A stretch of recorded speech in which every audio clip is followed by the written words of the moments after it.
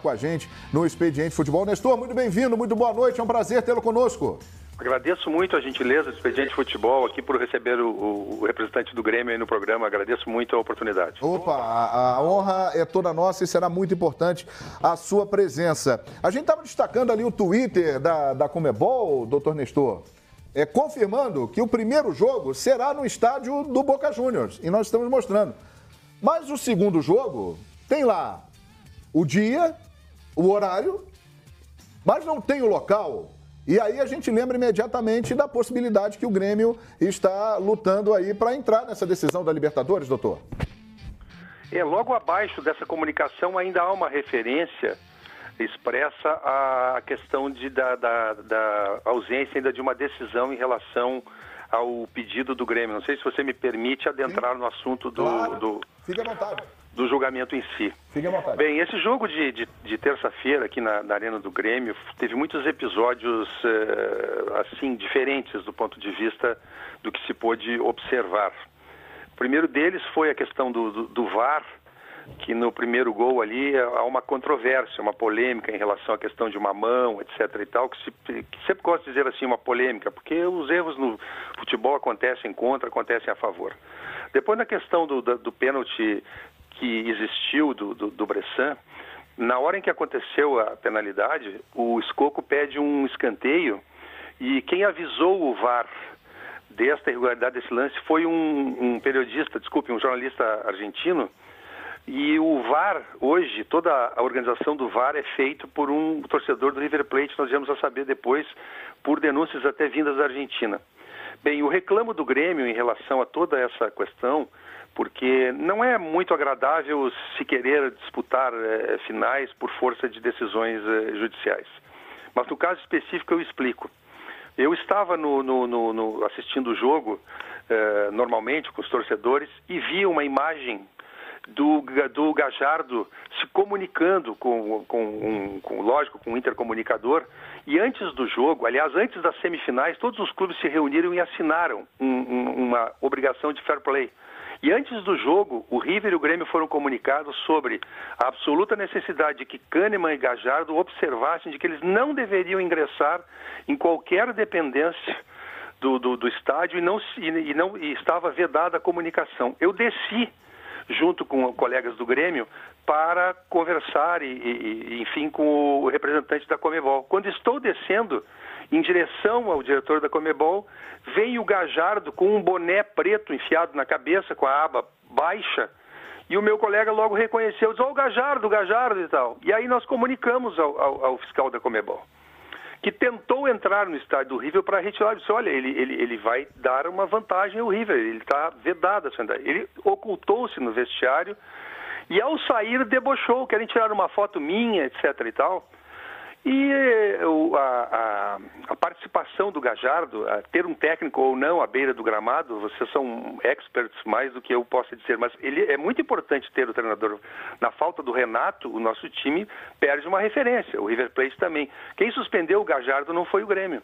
E os treinadores se equiparam aos jogadores na sua importância para que o jogo decorra com vitória ou para a orientação do time. No caso do Gallardo, o Lucas Prato e o auxiliar técnico do River Plate deram entrevistas no final do jogo dizendo que ele foi determinante para a vitória do River Plate. Bem, isso não atende de... Olha, essa é a verdade em que essa é a hora em que ele está saindo, e eu o chamo de Gallardo tramposo.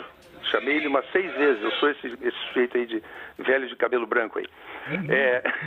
Então, ele deu uma vantagem muito grande ao River a sua atuação. Numa circunstância normal não havia problema, mas havia uma vedação, isso era uma vantagem que o Grêmio tinha no jogo.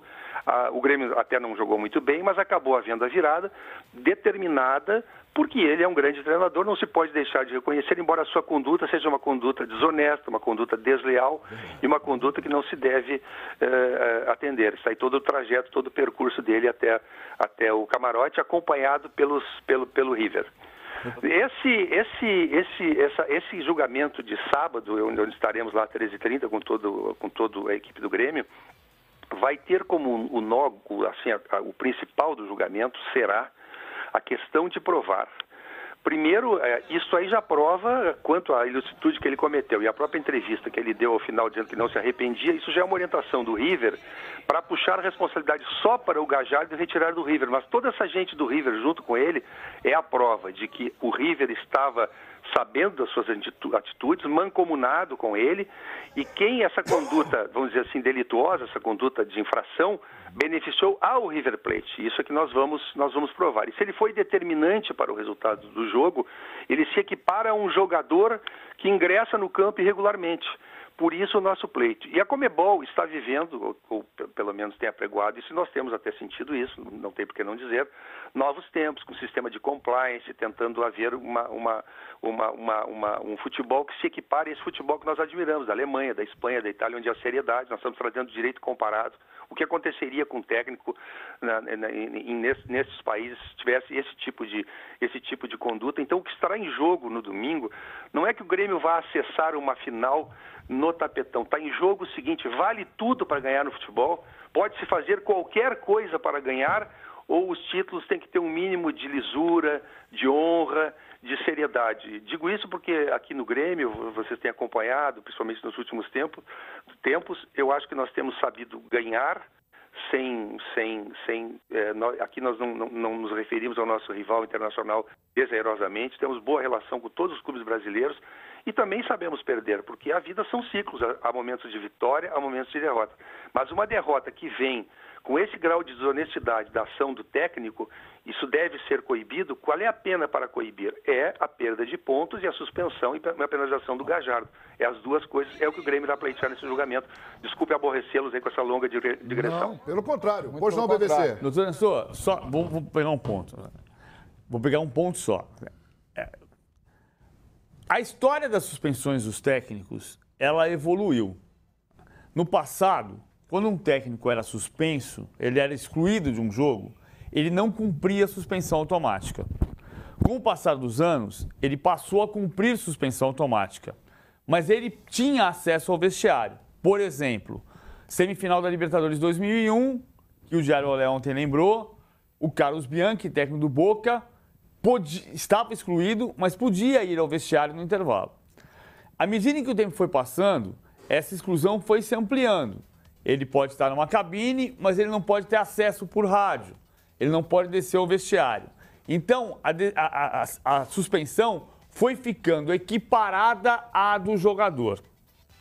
Hoje, mais cedo, o presidente Romildo Bolzan deu uma entrevista longa falando sobre os artigos 19 e 56 do Código da Conmebol, em que jogador/treinador são vedados de ter acesso ao jogo. Inclusive, nós temos aí, podemos mostrar. A gente printou o artigo e podemos mostrar aí. No artigo que eu leio, eu não enxergo a expressão jogador/treinador. Mas eu entendo... Ah, está, o artigo 19, PVC? Não vejo a expressão jogador/treinador, com o treinador equiparado. Mas eu entendo que a suspensão, ela foi se equiparando à do jogador.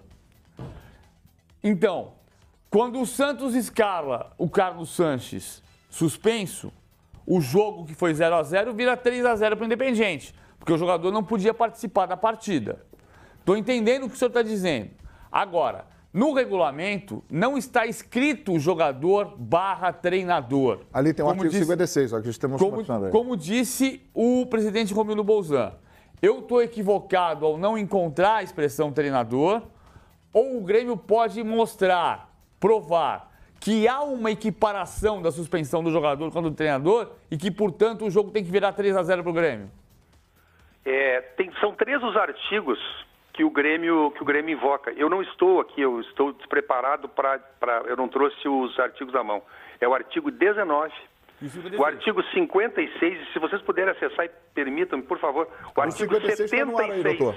Estamos mostrando o artigo 19 e também temos o artigo 56 aqui. E ele citou mais.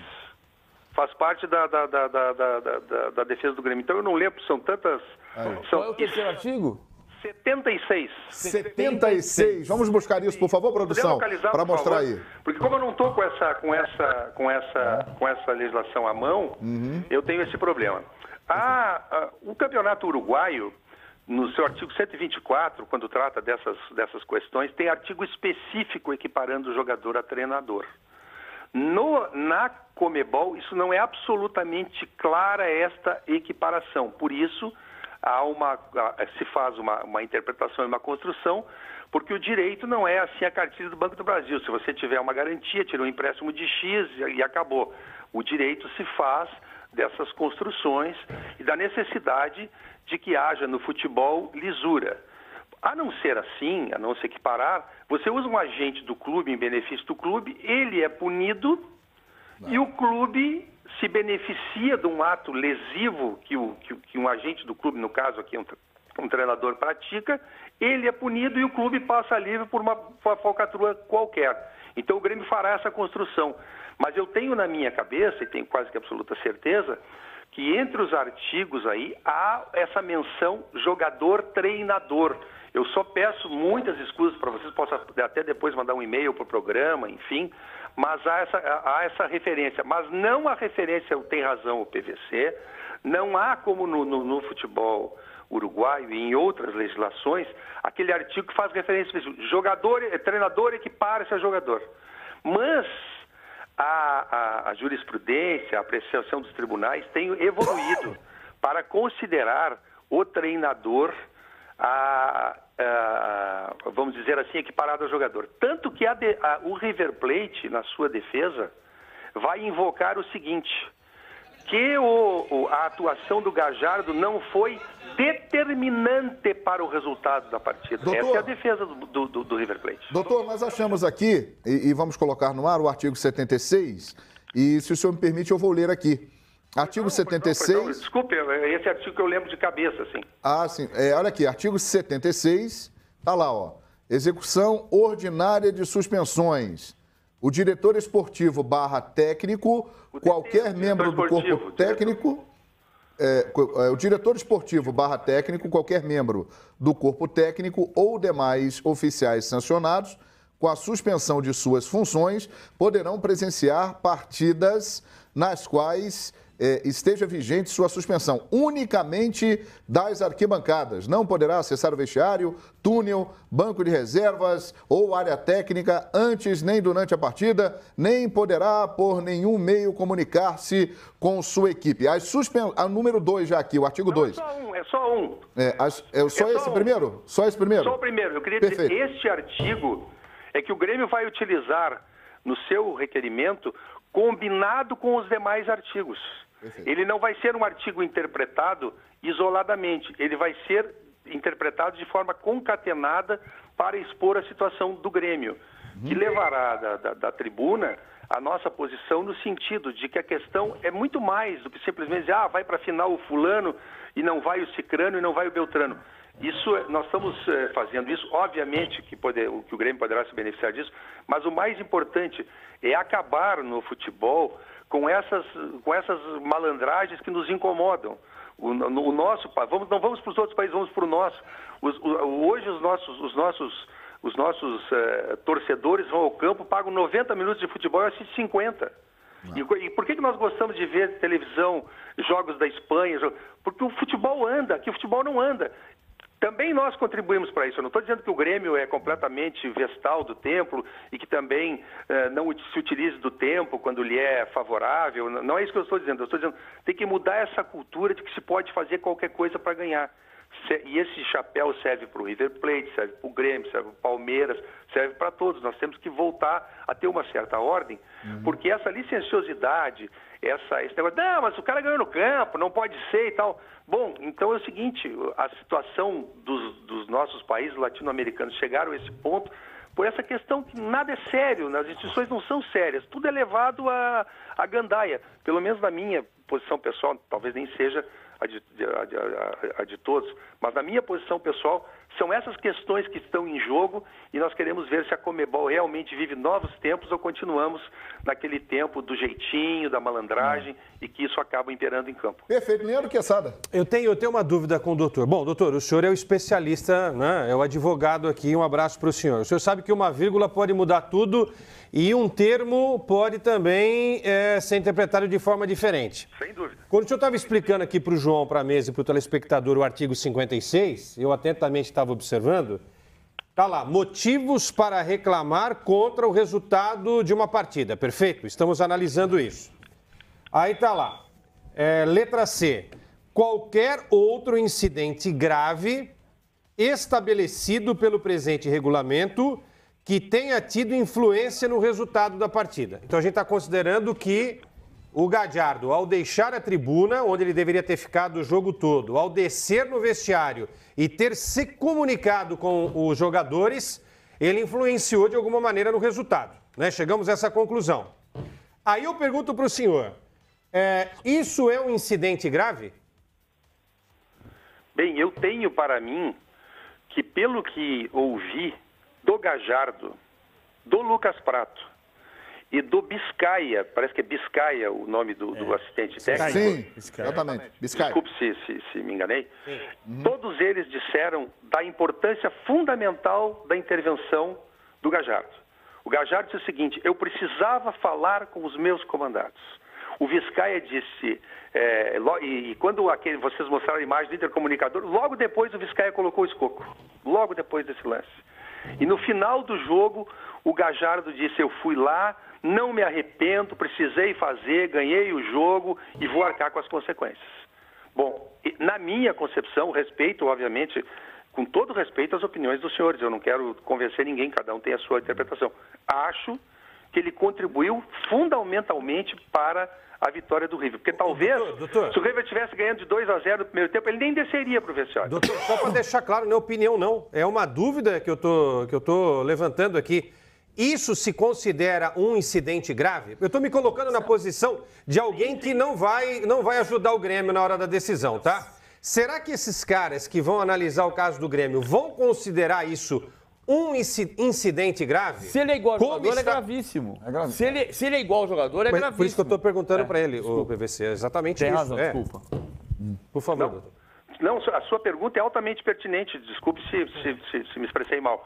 Eu queria dizer o seguinte, nós entendemos que está suficientemente provado, não é, desta influência e dessa importante intervenção e fundamental para o resultado da partida. Bom, agora, eu penso que como advogado do Grêmio, com os meus colegas, nós temos o dever de proteger o interesse do clube, mas nós não somos donos das cabeças do jogador. Eu sou um advogado já velho na profissão, tenho uma filha, advogado pela minha filha, tu tem que lutar pelo teu cliente com todas as tuas forças.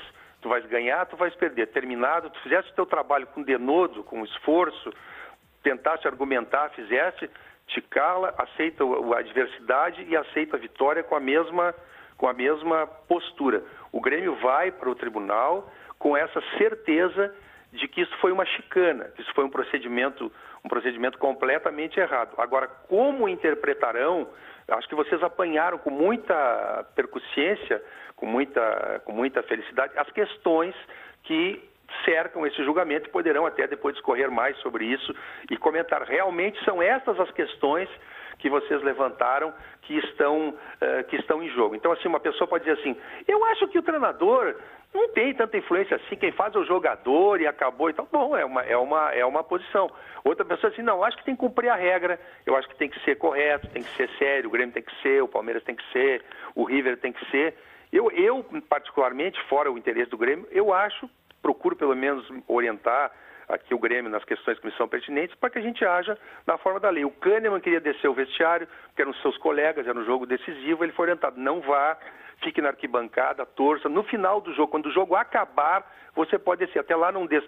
Não é porque a gente é vestal do tempo, não. É porque quem age com correção não cai o mundo na tua cabeça depois. Então a gente procura agir assim e agir corretamente. Bom, se as pessoas acharem que deve haver essa licenciosidade, se pode haver, nós vamos aceitar e vamos respeitar, porque é o seguinte, se o tribunal decidir favorável ao Grêmio, ótimo, vai haver até uma euforia dos torcedores. Mas se perder, eu não vou sair xingando o tribunal, dizendo que é uma barbaridade ou coisa parecida. Nós temos que submeter ao tribunal aquilo que nós achamos que é uma questão pertinente, foi fundamental para o jogo e nós temos um embasamento sério, provas de áudio, provas de vídeo, fotografias, o parecer do ex-diretor-geral de disciplina da FIFA, que vai depor por videoconferência no parecer que fez.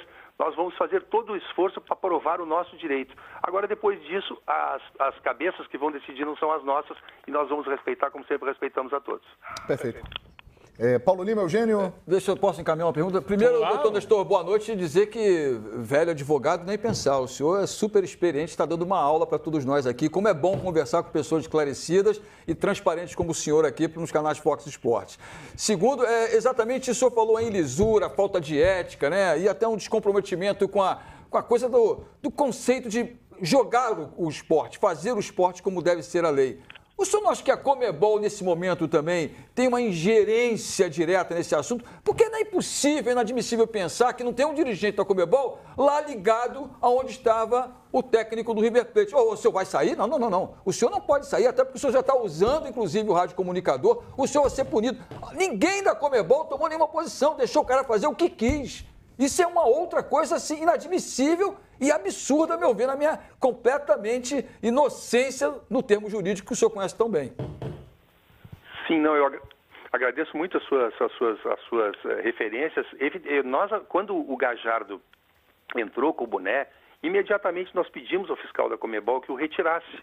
Mas o fiscal da Conmebol, e eu devo dar-lhe esse crédito, ele ficou atemorizado porque a segurança do River Plate o impediu.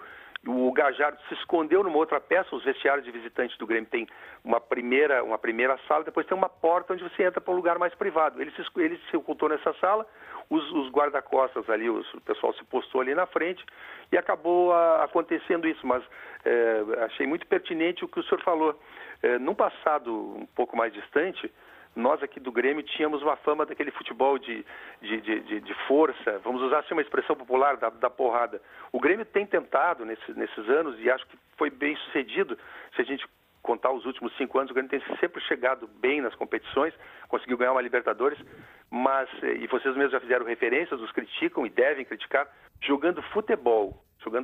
Não, o Grêmio não é um time violento, não é um time de bater. E eu acho que eu me orgulho muito que o Grêmio pratique esse tipo de futebol. Nós tivemos uma dificuldade lá em Buenos Aires com o River, porque nós estávamos muito desfalcados, com os nossos 2 principais jogadores muito importantes fora e 2 jogadores voltando de lesão, o Ramiro e o Michel. Então, mas aqui em Porto Alegre já o jogo foi outro, a bola tocada, que é o futebol que as pessoas gostam de ver. Quem gosta desse tipo de futebol também fica indignado quando tenta atender as regras. Eu estou dizendo que o Grêmio é perfeito, o Grêmio também e deve ser punido. A gente fica indignado quando acontecem esses expedientes extra-futebol que não são o futebol das 4 linhas e que leva a essa situação, que de certa forma até é uma situação vexatória, uma situação ruim. Mas como já expliquei, nós temos que procurar o nosso direito e tentar fazer com que o futebol tenha um outro encaminhamento. Perfeito. Para terminar com o senhor, doutor Nestor, o nosso Eugênio Leal tem uma pergunta também. Pois não. Eu queria, antes de dirigir a pergunta, pontuar aqui, no Bom Dia Fox, a gente transmitiu a apresentação hoje na coletiva e fiquei muito impressionado com a sustentação de tese que fez o presidente Romildo Bolzan, também um brilhante advogado. Olha, o Grêmio tem um ponto, tem uma tese, está muito claro e agora o outro lado é que vai decidir. Eu queria levantar 2 questões rapidamente para o doutor Nestor, também brilhante na sua defesa dos pontos esclarecidos até aqui, doutor. A primeira, me parece, eu sou um leigo no assunto, embora meu pai tenha sido advogado, professor de direito, esse código disciplinar da Conmebol me parece muito amplo, muito indefinido, não há uma definição de punição para cada tipo de problema, cada tipo de erro. Então, assim, pode tudo, né? Eu acho que deveria ser uma coisa mais definida. Olha, esse tipo de erro tem que ser punido dessa forma. Não, é muito aberto. Então você deixa para qualquer um achar qualquer coisa na hora de decidir. Eu acho que os clubes poderiam se organizar junto à Conmebol, e o Grêmio é uma parte importante disso no cenário sul-americano, para exigir que se tenha um código disciplinar que seja mais objetivo, para estabelecer penas para cada um dos erros, dos problemas que cada um que possa cometer. Agora, a minha questão é a seguinte: a Conmebol, a gente anunciou ali agora há pouco, doutor, definiu as finais da Libertadores, em 2 sábados, em que há previsão de jogos do Campeonato Brasileiro. Se fala na Argentina em mudar as rodadas do Campeonato Argentino nesses 2 finais de semana. Aqui eu não vejo falar nisso. Houve consulta ao Grêmio ou já marcaram sem levar em consideração a possibilidade do Grêmio jogar a final? Primeiro, agradeço as referências aí ao presidente Romildo, que é colega, ele é advogado também e de ótima convivência no nosso dia a dia. O Romildo é assim como vocês o veem ali explicando, como vocês visualizam explicando o caso. Essa marcação desses jogos no sábado foi feita por livre decisão da Conmebol. Imagino, minha intuição, é que tem em Buenos Aires uma reunião do G20, do G alguma coisa, tem uma reunião importante internacional na quarta-feira. Então, já dada essa questão de que começariam, e nós fizemos ontem uma petição, estava em Luque, lá na Conmebol, nós fizemos uma petição para que não se vendessem os ingressos para o jogo imediatamente pelo tumulto que isso causaria. E o próprio Boca só vai começar a vender ingressos no domingo à noite, depois que essa questão ficar ali totalmente resolvida. Quanto à sua observação sobre o Código Disciplinar, realmente esse sistema de tribunal de penas da Conmebol, ele enseja situações interessantes. O Grêmio, por exemplo, no jogo do Lanús, uma atitude reprovável de torcedores do Grêmio causou danos em uns banheiros do estádio do Lanús. Mas banheiros muito rudimentares, 3 banheiros, mas ninguém levou as portas, o telhado, quebraram lá pias e tal. Uma atitude lamentável, e nós temos o nosso DTG, Departamento de Torcidas, punidas por esse fato. Bom, o Grêmio recebeu uma conta de $64 mil de banheiros que você faria todos eles novos por $15 mil. E quando isso foi decidido? Foi descontado da verba de TV, e somente depois de 8 meses é que veio as razões de decidir, não tinha orçamento anexado. Disseram que tinha dirigentes do Grêmio junto a esses banheiros. Os dirigentes do Grêmio estavam no gramado, comemorando aquela vitória memorável para nós gremistas. Então, a sua observação ela é muito pertinente. Realmente fica um espaço interpretativo muito grande. Mas, como disse no início, resta a nós a esperança de que no ser humano viceja o seu melhor, que é o cumprimento das regras, que é o que nos dá a nossa humanidade. Nós temos que respeitar, nós temos que nos saber perder, saber ganhar, saber nos dobrar aos regulamentos, saber nos dobrar às regras, que é aquilo que nós brasileiros, quando moramos no exterior, fazemos e aqui não fazemos. É engraçado que brasileiro não joga papel no chão quando está em Londres, mas aqui no Brasil joga, porque as regras, elas têm no imaginário coletivo uma força, quando todo mundo cumpre, as pessoas se veem impelidas a cumprir. Então a gente faz isso em nome dessas questões. Eu sei que não quero ser mais realista que o Rei, o Grêmio eventualmente seria, mas o importante é que o Grêmio se rebela contra esse expediente escuso do Gallardo e do River Plate em relação a esse jogo. Não sei se pude explicar. Explicou muito bem. Muito obrigado, viu, doutor Nestor?